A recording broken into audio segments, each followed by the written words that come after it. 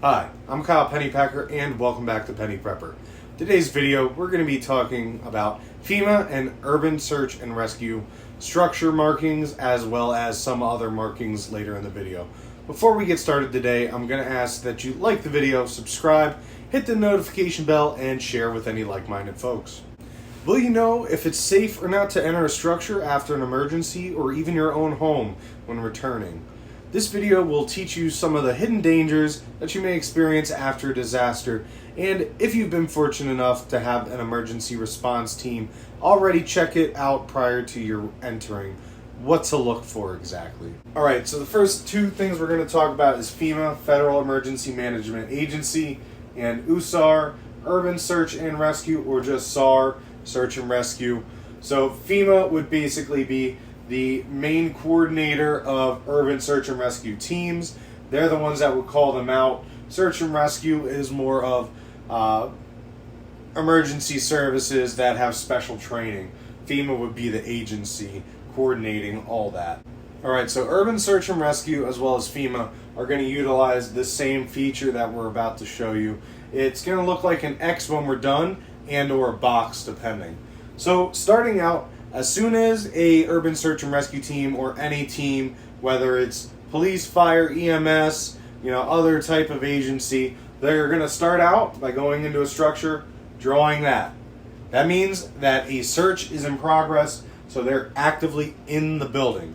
So that lets anybody outside know there's people in there. And they're going to follow it up by putting the date. So let's say it's the 1st of January, so they put 1 JAN 23 for the year, and then it's good to put the time. So let's say that there is a collapse or it's only 2 people in there and another team comes by and they see 0800, so 8 o'clock in the morning, and it's currently 9 p.m. They look at that and say, uh-oh, something's wrong there. They may send in another team to try to rescue them.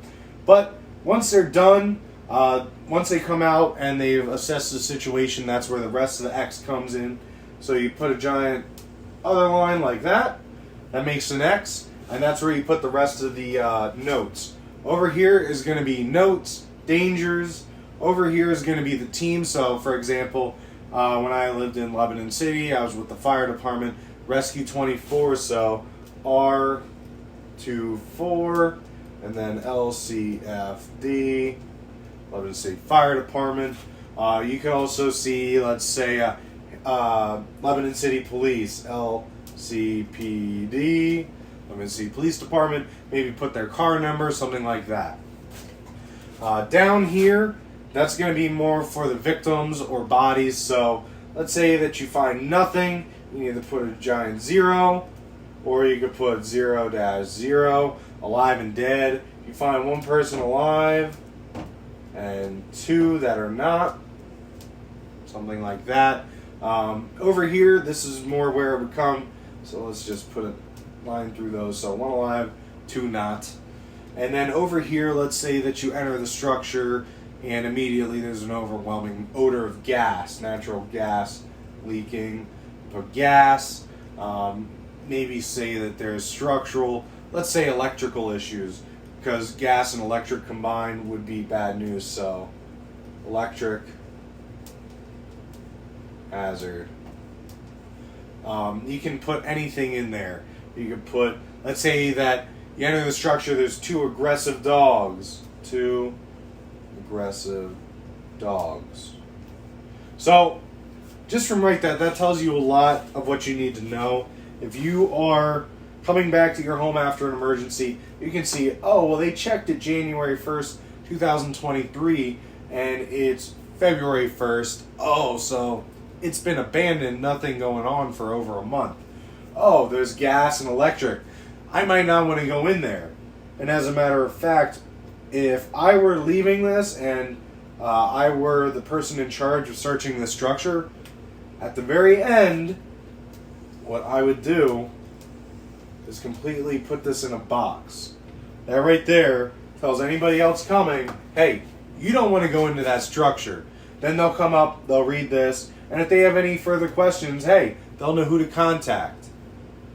And I'm going to go into a little bit more depth on the victims here. That's something that we also have a little bit more of a little bit more instructions on, so stand by. All right, next we're going to switch over to the orange. Hopefully this shows up on the camera. So next we're going to be talking about victim locations. So let's say that you come back to your home and see that there's a V, should be 2 foot by 2 foot approximately. Hopefully that comes up on the camera. So 2 foot. So this is to symbolize that there's a victim.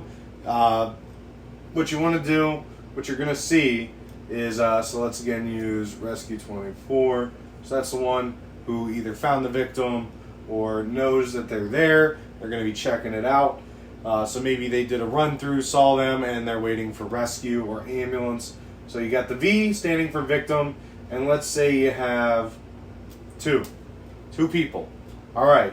Well, your first pass at 8 o'clock in the morning, they're alive. Okay, great. Well, so what you want to do, take this, circle it. They've been confirmed alive. Okay, I'm not sure how that's coming up. Probably doesn't look too good. But, okay, 2 confirmed, so they're alive. Goes later, noon, they're still hanging in, not doing too good. Maybe say it's 5 o'clock in the afternoon, they do another check, they still haven't been gotten yet. Well, now they're not. So you would put a V, cross through the V whenever they are discovered to not be living anymore. That would be a way for other people to be like, oh, well, this can be lower priority now. Before you get to the cross out, though, or even with it, you might see an arrow that, let's say, points this way, might say 5 feet. So they might be 5 feet that direction. Maybe that's the closest wall that they could use, or something that was visible from the street. So you'll see things like that that will actually let you know the direction. Maybe they were moved off the road or further from the road, something like that. That's so you can easily see where they went, and you can put it any direction. Maybe they went back into the house or something. Also, another thing, you can easily write notes in spray paint. That's what you're going to see a lot of this in, is spray paint. They're just going to mark whatever they see. It's typically going to be on a door. If the door is compromised or not locked, they'll probably spray it next to the door, because you can open a door and then you won't be able to see it from the roadway. But essentially, you want to have it anywhere where rescuers are going to come to the building. You can put notes, let's say, contact and phone number. You can put pretty much any notes that you need to. But this is what you might see. So if you come back, let's say that you left your grandparents before a flood came, and they said they were going to ride it out. You come home, you see that. Might want to check with that company and see what they did or what they found when they came back to it. I almost forgot, whenever they are completely done, so let's say the ambulance that was supposed to pick up those original survivors comes back, and it's now the next day. They find that they are not alive. What they will do after they remove the individuals is they'll come up and they will put a big X on it.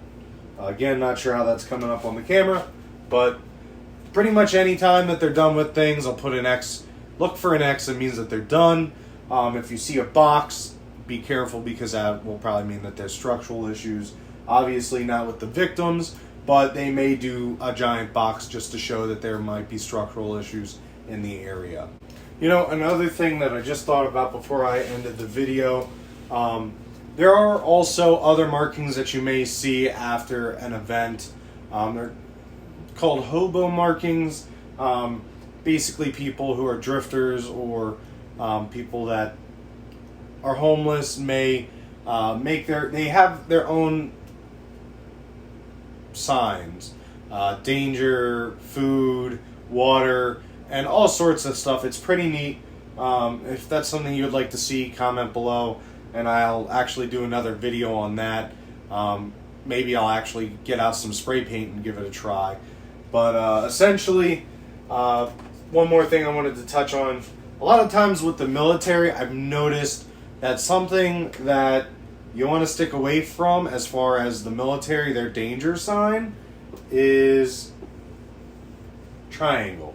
I've noticed that for mines, for cautionary signs, most of the things that they have, it'll say what the danger is in here, and those are things that you want to stay away from. So if you see triangles, especially if there's military equipment out, try to stay away from it, even if you can't read what it says.